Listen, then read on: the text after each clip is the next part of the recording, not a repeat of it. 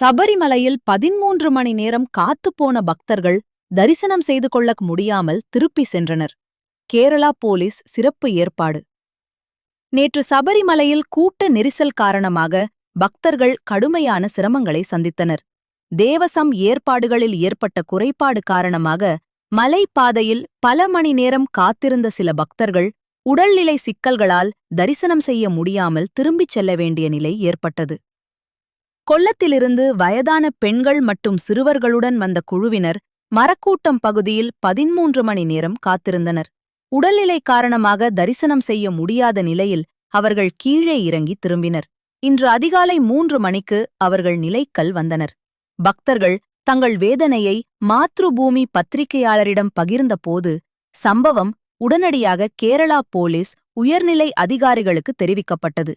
இதற்கிடையே ஏடிஜிபி ஸ்ரீஜித் உத்தரவுப்படி சம்பந்தப்பட்ட பக்தர்களை மீண்டும் கேரளா போலீஸ் வாகனத்தில் கொண்டு சென்று தரிசனம் செய்யும் ஏற்பாடு செய்யப்பட்டது.